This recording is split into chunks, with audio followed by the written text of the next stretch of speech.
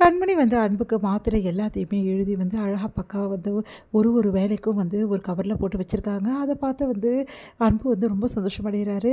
என்னதான் என் மேலே கோவமா இருந்தாலும் ஆனால் எனக்கு எதுவும் ஆகக்கூடாதுன்னு சொல்லிட்டு கண்மணி யோசிக்கிறா. எனக்கு இது போதும் கண்மணி, கூடி சீக்கிரம் கண்டிப்பாக நீ என் கூட சேருவேன், எனக்கு அது நம்பிக்கை இருக்குது கண்மணி, உன் அன்பு என்றைக்குமே மாறாது கண்மணி, கோவத்தில் அந்த அன்பை நீ மறைக்கிற, அந்த அன்பை கண்டிப்பாக நான் வெளியே எடுத்துகிட்டு வருவேன், நம்ம 2 பேரும் சேர்ந்து வாழ்வோம் கண்மணி அப்படின்னு சொல்லிட்டு அப்படியே மனசு கஷ்டப்படுறாரு அன்பு. அடுத்து வந்து இங்கே என்ன பண்ணுறாங்க, பாட்டிங்கெல்லாம் ஒரு ஐடியா பண்ணுறாங்க.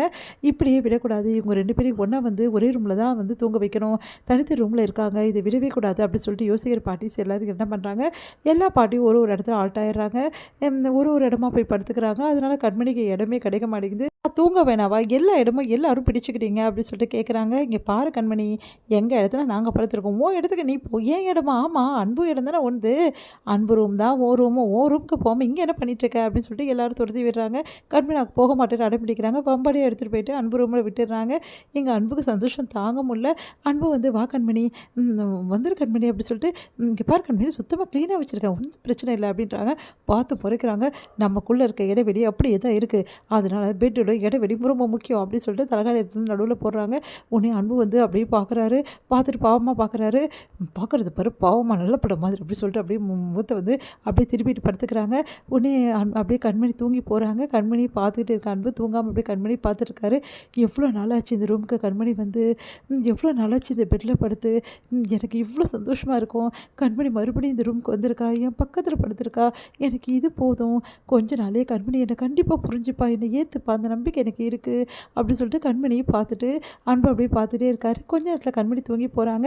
தூங்கிட்டாளா அப்படின்னு சொல்லிட்டு கிட்ட போய் பார்க்குறேன், நல்லா தூங்கிட்டாங்க.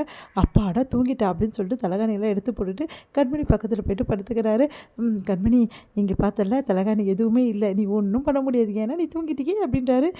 ஒரே வந்து ஒரு மாதிரி முகத்தை அப்படியே வந்து சின்னங்கிற மாதிரி ஐயோ எழுந்துக்க போகிறான் அப்படின்னு சொல்லிட்டு மறுபடியும் தலகாணி எடுத்து வச்சுட்டு மறுபடியும் படுக்கிறாரு.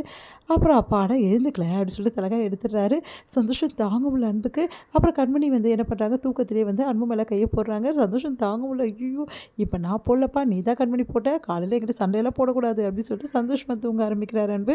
இங்கே வந்து என்ன பண்ணுறாங்க, அன்பு கண்மணி நல்லா தூங்கி போகிறாங்க. காலையில் எழுந்தோடனே அன்பு முதல்ல கண்ணை திறக்கிறாரு. கண்மணி வந்து அவங்கள டைட்டாக கட்டி பிடிச்சி தூங்கிட்டு இருக்காங்க.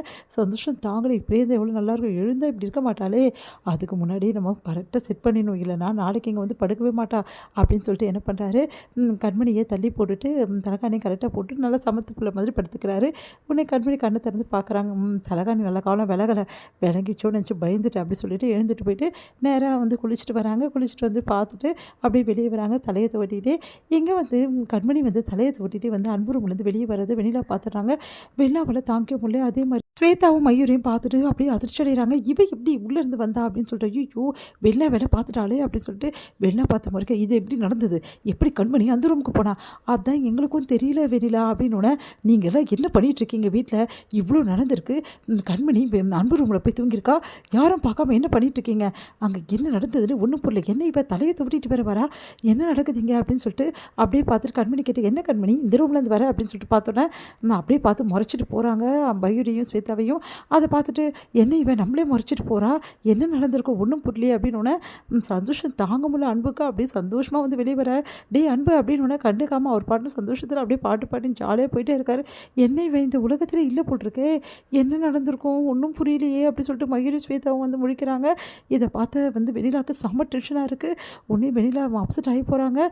என்ன இவ வேற நம்ம மேலே கோவப்பட்டு போகிறாளே அப்படின்னு சொல்லிட்டு பார்த்துட்ருக்காங்க 2 பேரும்.